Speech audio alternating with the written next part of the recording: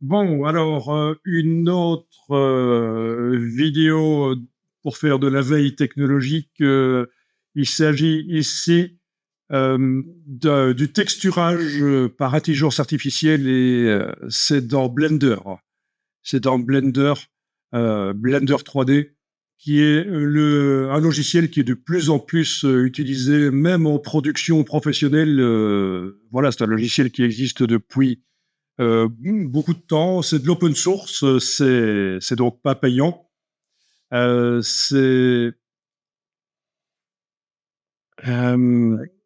voilà, de plus en plus de boîtes qui font de la 3D se mettent à utiliser Blender parce que les alternatives à Blender, c'est les logiciels commerciaux, notamment de Autodesk.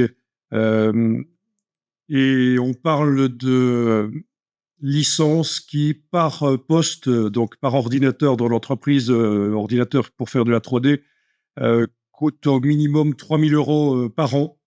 Donc, quand vous avez déjà 10 ordinateurs pour faire la 3D dans l'entreprise, c'est 30 000. Et quand je dis 3 000 par poste, je minimise. Hein, je ne suis pas en train de faire du superlatif et de donner des chiffres qui sont plus élevés que la réalité. Je pense que je suis en dessous de la réalité. Il faudrait aller jeter un coup d'œil sur le coût des licences de Autodesk Maya ou Autodesk 3D Studio Max, qui servent donc pour faire de la 3D à des fins publicitaires notamment.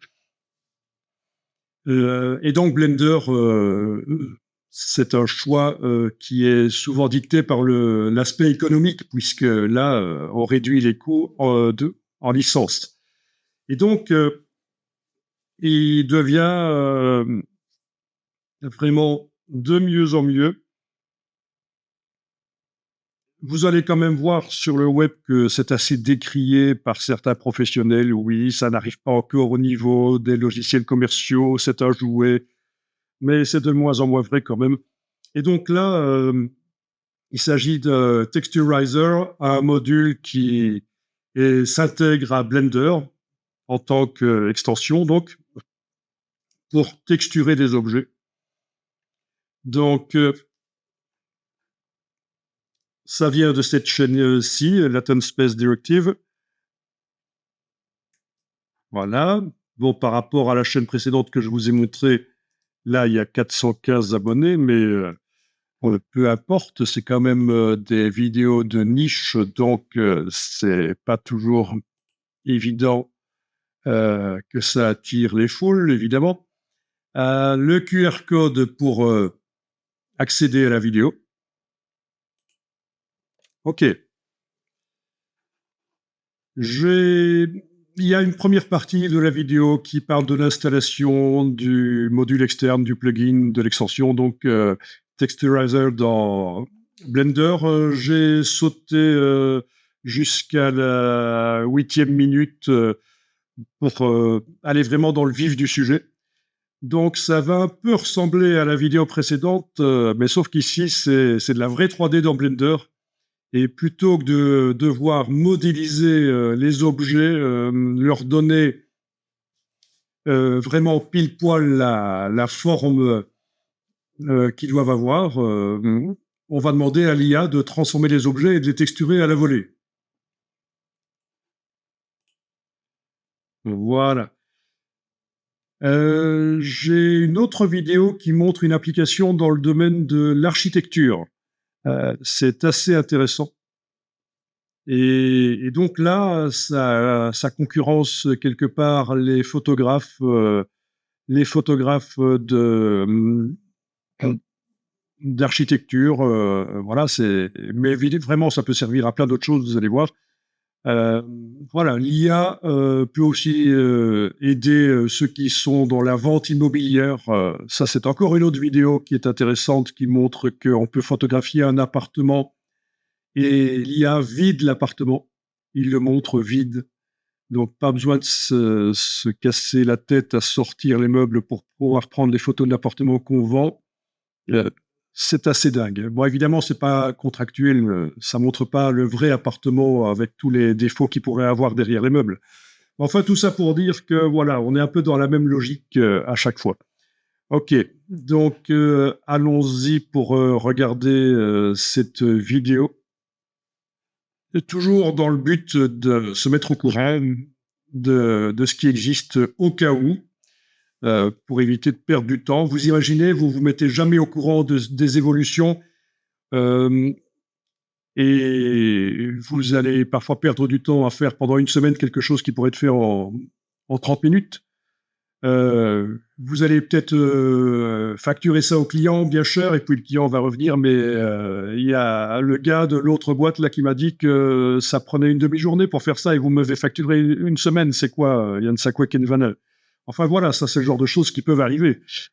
Voilà, voilà. Et alors souvenez-vous aussi que vous n'êtes pas obligé de maîtriser toutes les techniques.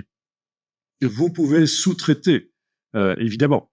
Euh, vous sous-traitez à des gens qui maîtrisent, vous appelez des freelance, pour faire des choses ponctuelles. Inutile de passer du temps parfois à apprendre comment ça marche, si c'est juste un one-shot, si c'est juste une fois que vous avez besoin, vous n'avez besoin qu'une seule fois d'utiliser une technologie, ça vaut peut-être pas la peine d'apprendre par vous-même, ça coûtera peut-être moins cher de faire appel à quelqu'un qui maîtrise déjà. Euh, voilà. Parce que oui, on peut pas tout connaître et tout apprendre non plus, et parfois on est pris par le temps. Donc les freelance, il y en a plein sur LinkedIn qui n'attendent que d'avoir du boulot ponctuel comme ça.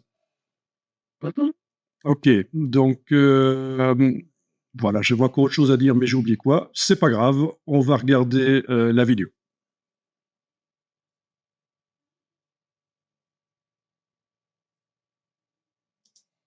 Bon, donc dans cette première partie de la vidéo, il a montré comment ça fonctionne. Vous voyez que c'est assez technique, évidemment, il faut avoir le goût pour ça. On a parlé de la génération de Z-Depth, donc la profondeur qui est utilisée par l'IA, hein, donc les niveaux de profondeur, la Z-Depth. Et ici, ça va devenir un peu plus visuel et intéressant. Donc, on est vraiment avec une utilisation de la 3D qui est vraiment simplifiée par rapport aux techniques 3D habituelles.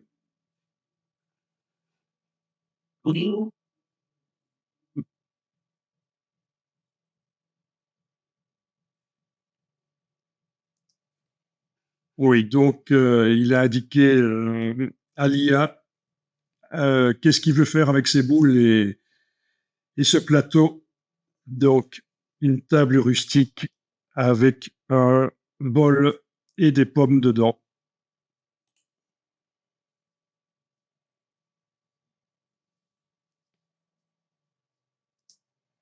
Oui, donc ça c'est assez incroyable et génial. Il a le prompt général qui dit que c'est une table rustique avec un plateau et trois pommes, et il est allé dans le prompt segmenté, précisé non, cet objet c'est pas une pomme, c'est une orange. Donc c'est assez dingue comme manière de faire de la 3D. Et forcément, ça va se démocratiser, et beaucoup de gens vont se mettre à faire ça quand l'interface sera simplifiée, évidemment. Pas dans Blender nécessairement, mais dans d'autres produits. Comme-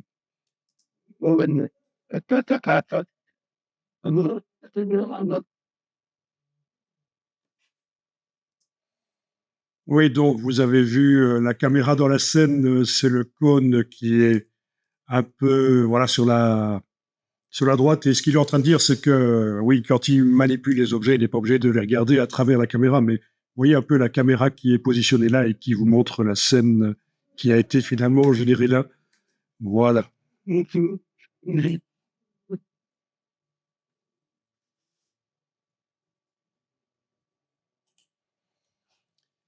Donc là, il est en train d'expliquer que pour le plateau, il a obtenu un plateau ornementé. Ben, vous lisez les sous-titres comme moi peut-être, mais enfin non, pas comme moi parce que je lis pas les sous-titres, mais vous avez. Mais malgré tout, je précise un peu ici. Donc, il a envisagé dans le prompt segmenté d'indiquer qu'il voulait un plateau métallique lisse, smooth.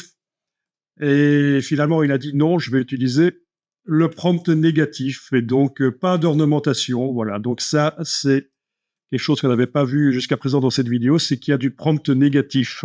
On peut dire ce qu'on ne veut pas.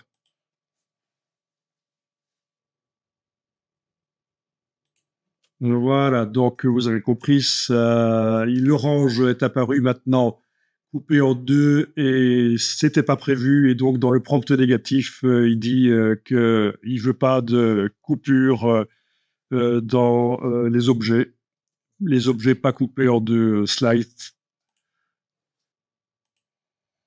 Voilà, donc il a demandé le style aquarelle et ça fait le style aquarelle. Donc, ça fait longtemps que dans les rendus 3D, il existe la possibilité de faire en sorte que ça ressemble à du dessin. Vous voyez ça régulièrement dans les animes à la télévision ou sur le web, ou je sais pas où vous regardez les animes, mais c'est en réalité de la 3D, mais avec un rendu qui ressemble à de la 2D. Mais là, ça pousse plus loin, évidemment, grâce à l'IA. Il y a plein de choses qui seraient possibles.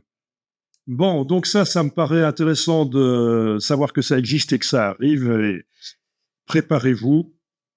Et voilà. Avez-vous une interrogation philosophique, une remarque par rapport à ça?